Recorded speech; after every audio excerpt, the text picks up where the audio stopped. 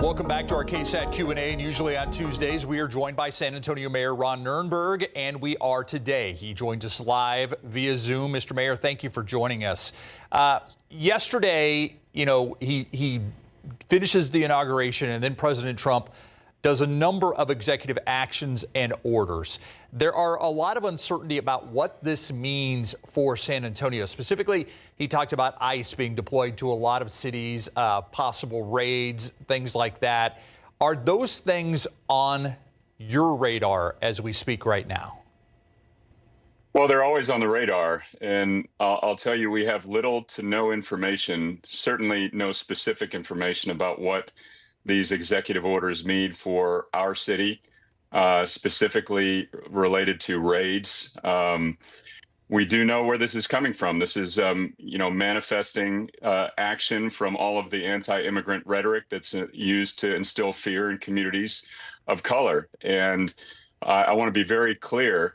We have laws that we enforce that fight and prevent and respond to crime, whether they're committed by immigrants or anything else.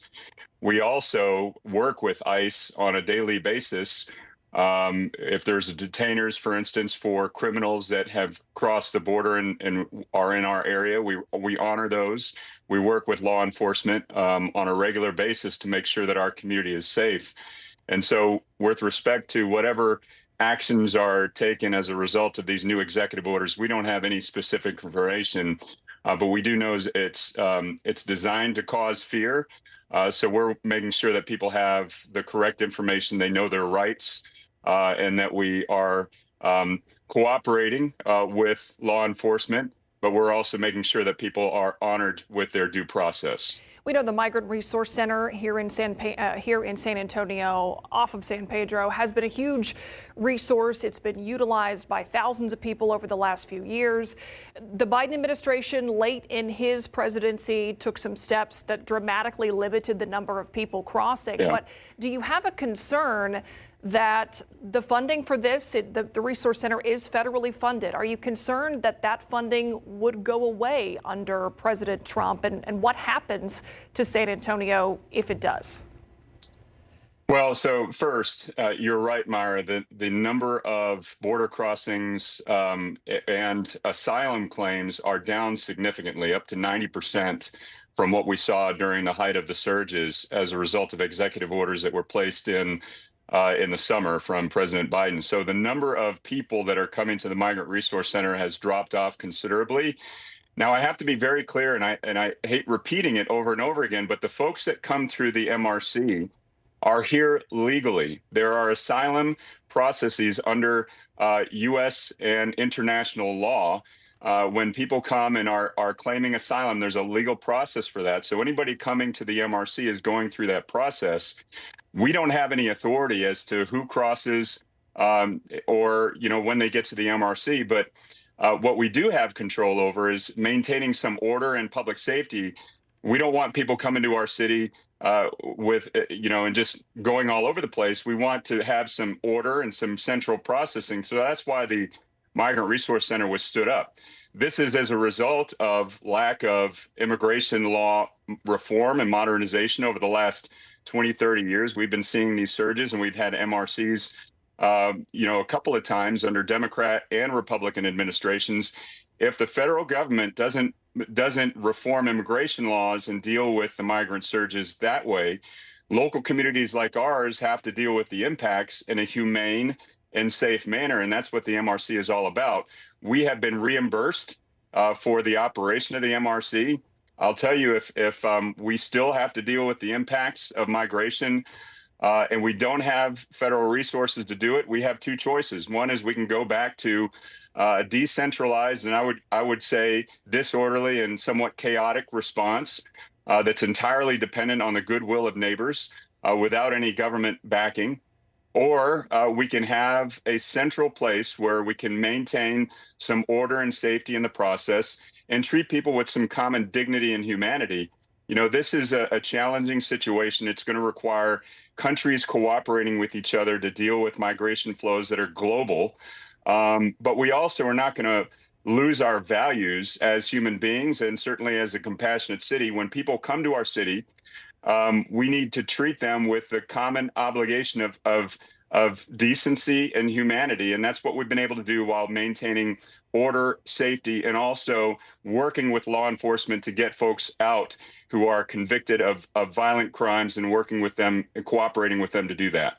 This next question may feed right into that, the question about the Migrant Resource Center, and it has to do with sanctuary cities. The president signed a action yesterday saying that there would be no funding for so-called sanctuary cities. First off, do we have a definition for what a sanctuary city is? And is San Antonio, are you fearful San Antonio is going to be included as a sanctuary city and lose federal funding? So again, the threats to federal funding are about the Migrant Resource Center operations, the Emergency Food and Shelter Program, which we've been reimbursed for the operations of the Migrant Resource Center. Hopefully I've described why we need it if there's no federal immigration reform.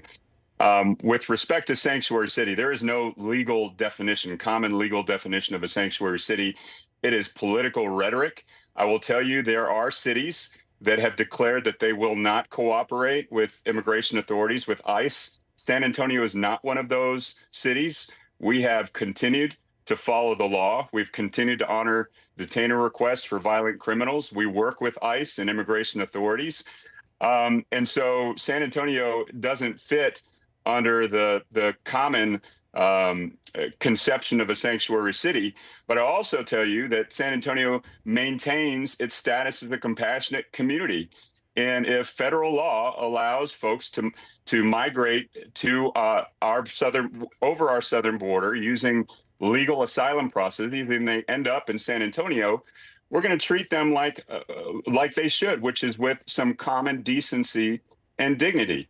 It's up to federal lawmakers to, change the policies that we are governed by.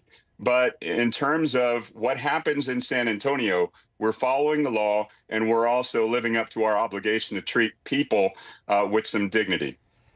Last question for you, Mr. Mayor. We talked off camera, off air, and you were supposed to be in Paris right now. You were supposed to be leading a delegation in Paris as the Spurs are there, leading some economic development type of discussions. You decided to stay here. Tell me why. Well, there's a tremendous amount of concern about and uncertainty about this new administration's rhetoric and executive orders and how it might affect local communities. Obviously, there's a tremendous amount of fear in communities of color, and he's placed a target on the backs of many communities like ours, and in my perspective, distracting from issues that we need to solve. Keep our communities safe, keep our lights on, make sure that we bring down the cost of living. That's what we're focused on. But these executive orders are causing a tremendous amount of fear and uncertainty in how they're going to play out. So obviously, I'm here to make sure that we address those issues accordingly, and that our community continues to be a beacon of humanity and continues to be a safe community where people can live and play free of fear, as San Antonians always as San Antonio always has been a place that's diverse, people of different colors, creeds, ethnicities, and we get along and make community out of that great diversity. So we've got a lot of work to do. We've got a lot to see without any specific details about Trump's executive orders, but we're going to address it as we move forward. And we'll continue to follow it. Mayor Ron Nirenberg, thanks for being here. Take care. We'll be right back.